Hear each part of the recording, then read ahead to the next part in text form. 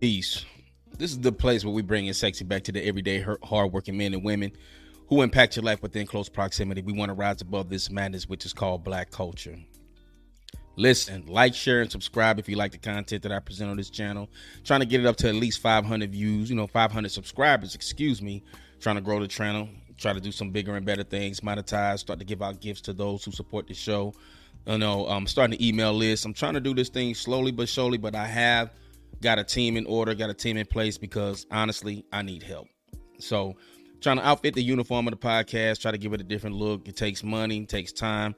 So I don't necessarily believe in the Cash App thing, but hey, if I decide to post it out there, show your boy some love so I can kind of dress this uniform up, make it look more professional, have the editing get more on point. Okay, been doing this thing for a couple of years, so I truly support those who support me. I'm grateful for those who support the channel. All right. Hey, listen, if you haven't ordered your copy today, Empowering the Perfect You, Self-Improvement Tips for Black Men in the Era of Rejected Masculinity, I suggest you get your copy today. I have a lot of discussion with brothers, man, just on the humbug. And, sometimes I make points that might be somewhat new to them, maybe some intriguing to some, which I just think is some things that people just don't pay attention to. A lot of times we're just not aware. We're not conscious of certain things. This morning on my Facebook handle, I posted the 7 type of women that men need to avoid, right? Number 1 is the Jesus freak. Number 2, the pro court woman.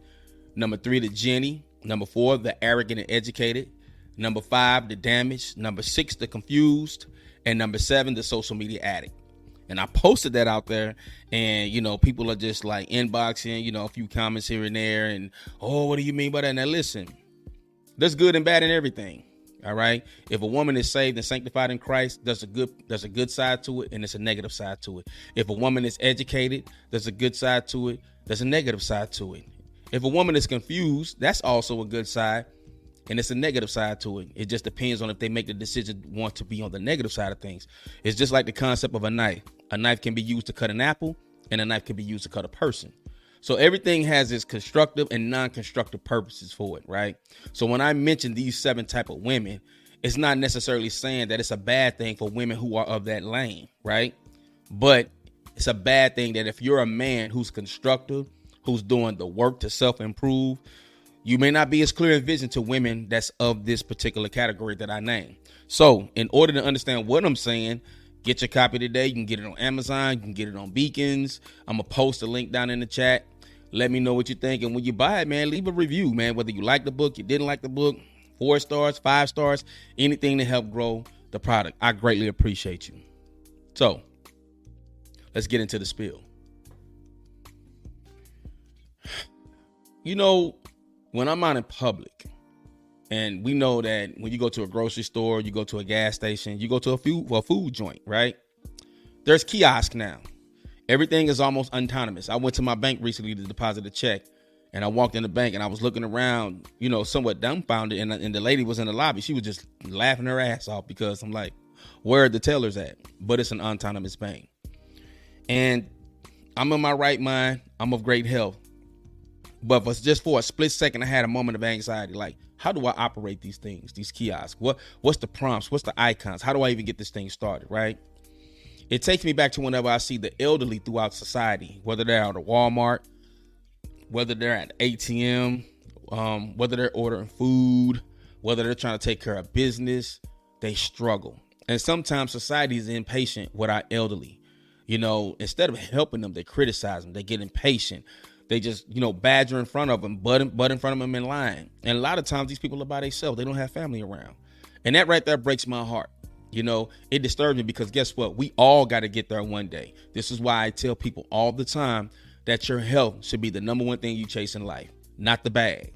Your health. Because the health, we don't really think about it until we suffer a health crisis or we're laid up in the hospital wondering how we got there based off of something, a tragic incident, something that we didn't see coming, an unexpected situation that landed us in a medical reality that we did not want to live with, right? And so when I look at this, I feel for the elderly because I don't know if they have family around. I don't know if their children come around. We all hear the horror stories where like an elderly person on the block died because nobody came to check on them. They didn't have children come by. Nobody called them. And so that's why when you see an elderly person with an animal, per se a dog, and they just attach to this dog. I now understand why, because that dog is going to love them no matter what. But will people love you no matter what? I had a conversation some time ago. I was talking to my cousin Gwendolyn, better known as Queen G, Single Moms to Wives. And that's a dope outfit because she's about family. She's about men and women doing better so we can have healthy, loving, producing families. And I went through a health scare maybe about a couple of years ago. And I always say, man, her and Jazzy, man, I just love them to death because they was on it. Like at a distance, they were on it. They stayed on top. You know, my cousin TT and Pastor William Francis, they were all on it. But she talked about, I think when she was in the medical field and she had to work in homes with the elderly, the men were lonely. Nobody came to check on the men. Nobody called to check on the man. And these guys are fathers, husbands, brothers, uncles, and nobody came to check on them. They became invaluable to those that supposedly supposed to love them. And we talked about that in the context of relationships. How long does a man go through his life wanting to be a player, wanting to be out here, you know, chasing the hoes? At 50 and 60 years old, when does a man mature? When does a woman mature, right? I have a phrase that I coined for women like that. I call them the Jenny and I call them the Gino. What's a Jenny and a Gino? A Jenny and a Gino are attractive people who've always been the pick of the litter, never had a problem dating, never had a problem finding somebody to court them. But they consciously make the decision not to want to marry, not to want to ever commit, not to ever want to settle down until they go to the doctor and they get a bad report or find out that they're dying. And you know how you can spot them? Pay close attention to all the rebels and radicals that said they were anti-marriage, anti-relationship. You remember it wasn't too long ago in our community for people that wanted to settle down and start good families, they were called thirsty. But when you start to see them casting for love, wanting to settle down and be in love in the late 50s and 60s, early 60s, you know they got a health issue going on. Because you made a conscious decision prior not to want to do it. I met a chick recently on a dating site, right? Yeah, I was on the dating site and I got the hell off the dating site. But this chick was 56 years old. Now I turned 52 in a couple of days. You know, gifts are highly accepted and recommended. This chick is 56 years old. And she told me, and you could kind of just tell, I could tell she was like that chick. She was like the quote unquote, the bad bitch. She had the ass, she had the breast, she had the legs, she had the look. She's a pretty woman. She told me, she said, you know, in my younger years, I didn't want to settle down. I enjoyed the fact that I could have men and the beauty gave me incentives to travel and do all the things that I want to do. So I didn't want to settle down. And I asked her, I said, you know what? I thank you for being honest and transparent, right? But I said, you constantly didn't want to settle down? She was like, no, I didn't. I constantly didn't want to settle down. But now at 56 years old, she wants to take her time. She don't want to have sex. She wants to be, I don't know, like dating and courting. And you know what I told her? I said, excuse me, I'm going to have sex. I said, I don't know how much time you think you got, but me and you are both got one foot in the grave, my dear. When you 20 and 30, yeah, you take your time to get to know somebody. I'm like, ma'am, you've experienced every man east side of the Mississippi. So now why you want to take your time? Why can't I have my cut? I know I was raw like that, but I'm saying it's just logic, right? So, you know, and that's why I tell women, and I'm not hurting for women or hurting to date. And I never was one that didn't want to date, but you know, you want to be where you're valued, right? And everybody want love, but want love in the look, which is that's a whole nother story in itself. When you see women on social media talking about where the good men at, why I can't get a date. They right there in front of you. Just because they don't look like the man that you have in your head ideally don't mean that they don't exist. That's why y'all all on social media talking that stupid shit. But anyway, that's another whole episode. So anyway, I got to thinking to myself, what value is of a man to his family and his wife? Now, I started to name this episode, you know, saying the penalty that men face when they don't marry early.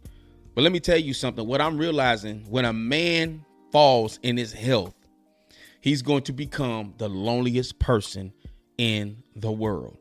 If you ask a lot of fathers right now, how often do your children call you? They don't call often. How often do your children even text you? They don't text you often. How often do they come see you? It's almost a never.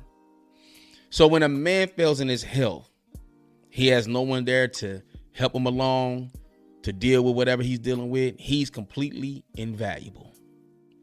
And the reason why I said it doesn't matter if he's been married, because there are a lot of married people, married women, who are walking away or give themselves an escape route, or just simply going to have a double life. This is one of the reasons why I'm skeptical and really didn't care to marry as far as legally in today's world. With the inventory of women, what's out there, there's no loyalty, there's no value, right? There's nothing left.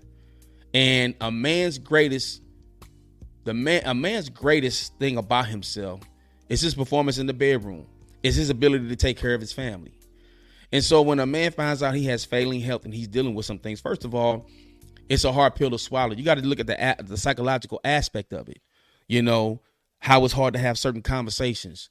You know, the weight and the burden of your life being altered to where you can't do things physically and you lose that independence. Now you have to depend on people you've always been skeptical about how much do they care and how much do they love you, right? And so I always tell people love hurts because love leaves. We all know of a lot of people that when their health fails, they leave their spouse, they leave their better half or somebody that they're supposed to love, but because they didn't want the reality to be a caretaker. And to be honest with you, I see the human side of it. I see the human aspect of it. Because I'll tell you just like this. For me, I invest right now in long-term caregiver insurance. I'm going to tell you why. Even if I was a married man, it's two reasons. If I was married legally, if I was a married man and I lost my ability to perform in the bedroom, we're getting a divorce. I would not ever put the pressure on my wife or my woman and have to succumb or have to deal with me and remain faithful because the body wants what the body wants. See, I understand nature, and I also understand relief and morality. And I don't think it's immoral for a person to want to receive what the body wants. That's just me.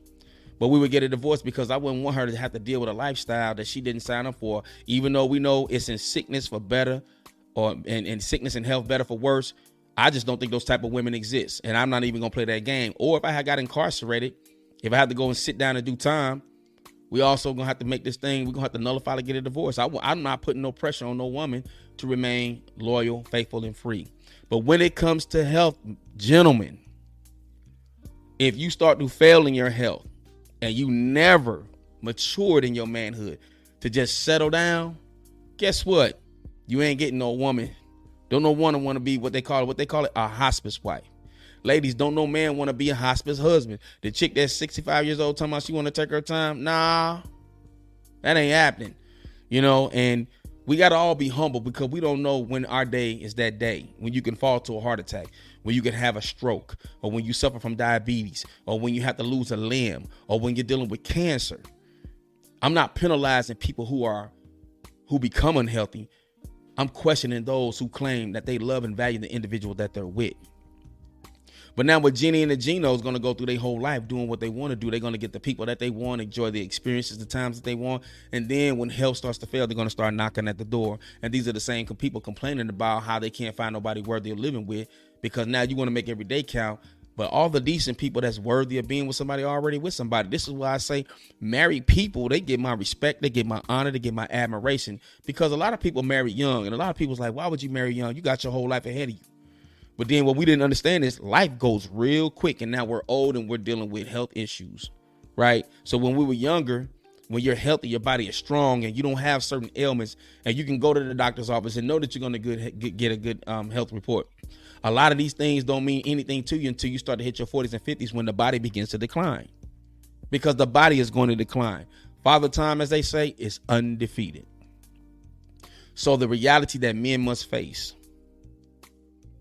is, when your health begins to decline, are you going to be a lonely individual based on the decisions that you made in your younger life, not to find a significant one to be with you? Because when you walk through life with somebody, when your health does start to decline, there's a value, there's a level of value where that spouse is there. We've been together since we were 20. We got so many children and so many grandchildren. This is the man I signed up to love for the rest of my life. It hits a whole lot different than when you try to get at it in your 50s and you already got pre-existing conditions you're trying to find somebody to be with, right? So the value ain't necessarily always there, but it does not matter, because I've known spouses who have been with their husbands 30, 40 years and they walk away. This is one of the reasons why I always say my father is the greatest man alive to me. When my mama had an aneurysm in 85, there were women that told my father she was never going to be the same again. Why you going to stay with that woman? My mama lost all that beautiful hair. Her speech was altered, partially paralyzed on the right side of her body, and could not even speak like she used to. People say I talk fast. I got it from my mother. I've heard old videos and seen tapes of my mother talk. My mama talk almost like an AI robot. Like I talk fast like that. My mama used to talk fast like that. But then to have her whole life altered, and she was never going to be the same again. But guess what? My father never left my mother. My father never left my mother. And to this day, you know, he has his own health issues and they are there for one another. So now again, men, I question you. Is the player life really worth it? Or do you finally make the decision to mature as a man and say, you know what, baby, I do. Or I choose to walk this life with you. And you had better do it before your health fails. That's the one thing that we don't understand. Ladies, I submit to you the same warning. I admonish that you get it together, settle down, right? We already know, the world already knows you're beautiful, right? You already get credit for having a nice curvaceous body. But at the end of the day, you're a physical image that people admire, like, and respect. But when you fall sick, even you can be lonely. And when me and my cousin had the conversation, man, it really resonated with me because it's something I never thought about before. This is why I prepared myself because, you know, we just never know. But I don't want to be a burden on anybody. I can't say that I'll be a lonely person because I'm already an introvert. I'm already a solo dolo type of dude anyway. So I'm always in a lonely space, despite the popular belief, especially with a lot of women that follow the podcast and know me in person. There's so many women that think I just got a plethora of women. I just got all this ass falling out the sky. That is not my reality. My phone hardly rings. And it doesn't ring not because I need it to ring. It doesn't ring because once you become constructive, once you start to self-improve, and once you start to entertain certain conversations, and when you no longer entertain certain conversations, people don't call you no more because when you begin to take life serious, people fall back and fall away. So the thing about it is, gentlemen, it is absolutely critical that we continue to practice healthy habits. You understand? If the doctor told you to stop smoking, stop smoking. If the doctor told you that the intake of red meat is not good for you, stop eating red meats. If the doctor was telling you certain things that you need to get in the gym, you need to start moving. You need to take your vitamins. You need to do the things that are asked of you from a doctor that values you and a doctor that's not misdiagnosing you, because that there is a whole nother conversation. Then you need to abide by it. If your wife presents to you, hey, baby, let's try a different diet. Instead of us eating cheeseburgers tonight, let's try the salad. Don't reject the salad. Try the salad. Anything that's good for you don't always taste good. And next time, instead of going to get a cold beer, go get some ice cold watermelon or get you some ice cold pineapple. And when you begin to kind of curtail and counter any health effects that you can experience when you get older, then that gives you a fighting chance, because it ain't no love sitting in a old folks home, assisted living, lonely, sick, and unable. I ask people all the time, what's your greatest fear in life? And I always hear so many things, and I hear a variety of answers. But not one person ever said my health. For me, my biggest fear in life is falling in my health.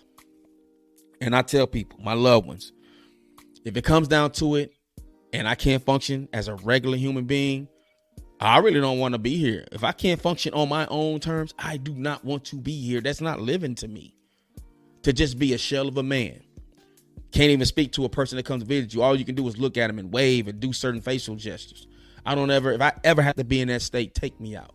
I know they don't allow, they got rid of Dr. Kevorkian years ago, was taking people out at they will, but I don't think they allow that anymore. I think the law is against that. But that's my biggest fear, is falling in health. But as long as I'm healthy, I'm valuable to my loved ones. And I talk about it in the book, y'all. I really do talk about it. And I hit this. I recommend that you really get to it, because I talk about this. The first thing is health is your first order of business as a man. We're no good to our family sick, especially you young guys. There's a lot of young people dealing with high blood pressure. There's a lot of young people dealing with diabetes. There's a lot of young people that's dealing with cancer soon out the gate. And a lot of this ain't always hereditary, ladies and gentlemen. It's the food that we're eating, right? Even the TV that we watch, the programming, the music, all this has an effect on our health. Racism, the system of racism, the constant stress and oppression has an effect on our health. But for my men, think about this. Think about this. You ain't got a lot of time left to be a player. You ain't got a lot of time, period. And I say this all the time. The biggest mistake that we make as people is to think that we have time. The biggest mistake that we make as people is to think that we have time. Don't be that lonely man laid up in the assisted home living where nobody comes to check on you. Or you don't have somebody in your life that loves you and value you enough to want to walk with you and be by your side. Because the one thing that I'm seeing taking place now with black men that I did not see in the 70s, that I did not see in the 80s, man, we dying in our 50s. I'm in my 50 ball years now. That's not normal. A lot of people be like, oh, you old. 52 ain't old. We think it's old because of Eurocentric standards and timelines and chronological order of life. That's not old for an original man. We talk about black don't crack, and we what I call genetic boasting. We talk about 60 where, 60 there, right? You might look good on the outside, but there's things going on the inside. And brothers, I submit to you, go to the doctor, go see the doctor, go see the doctor, go see the doctor. I got my appointment coming up next Thursday. I'm going to see the doctor to make sure everything is working. Everything is in shape. I recently had a colonoscopy, man, so I'm doing the health measures. And listen, I'm like y'all, I have anxiety when I go to the doctor too. I don't know what the hell they're going to tell me. But I also sometimes don't even trust what they tell me, to be honest with you.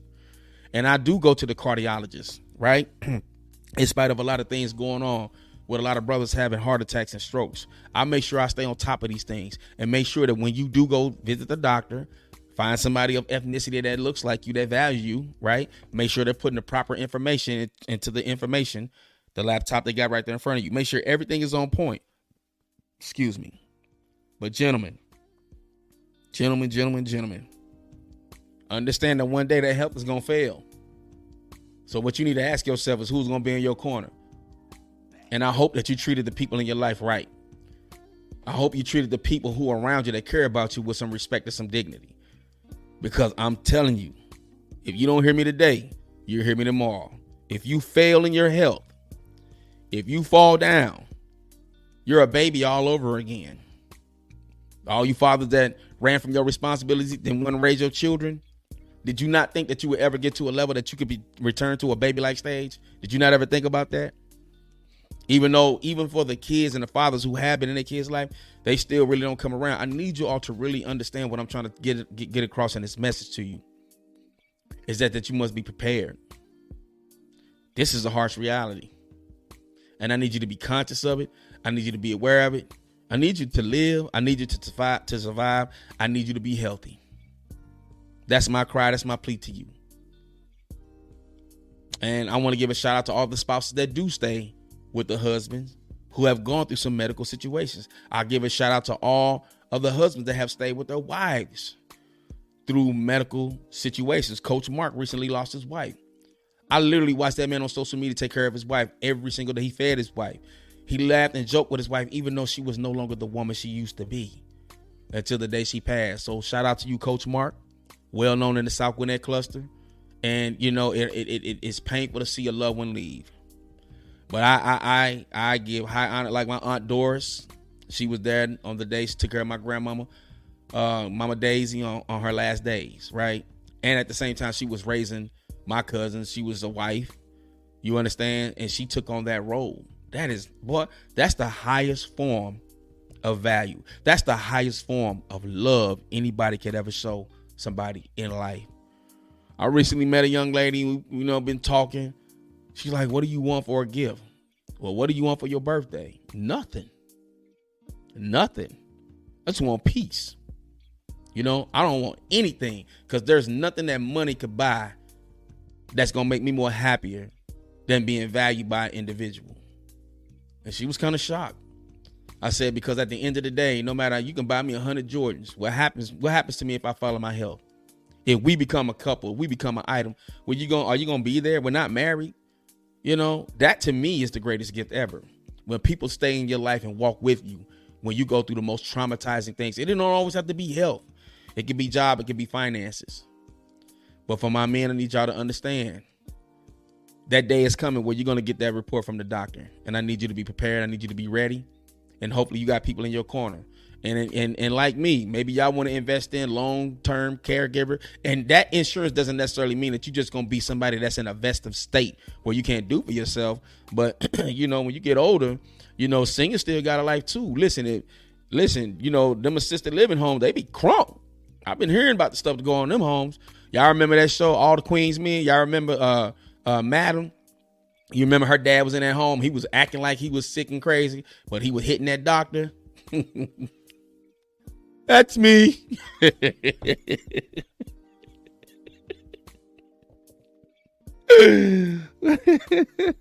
the red. Why that nurse don't want to go home? Why she always want to take her in red? Look, as soon as the people that don't know what's going on coming, I'll be like, let me stop clowning. But listen, I value you all to love you all the correct way. Today is a good day. Do something productive. Go Steelers, even though we don't play till tomorrow night. Them Cowgirls. What time do Cowgirls play today? Because always a Cowboys fan, like somewhere, right? Yeah. Shout out to the one that named me Tukey Myers. Good hearing from you. That's some powerful stuff right there. That's all I got to say about that. Thankful for those in the staff and the management working behind me that believe in my product. And I said it the other day on Facebook. My TED Talk is coming. I've been going through the process. Shout out to Jerry L. Green. I always run his advertisements during the show. And shout out, listen, mark your calendars, November 19th. I got brother Nicholas Boeheim, Black Scholar Studies. I mean, this man is a decorated individual. He will be coming on November 19th.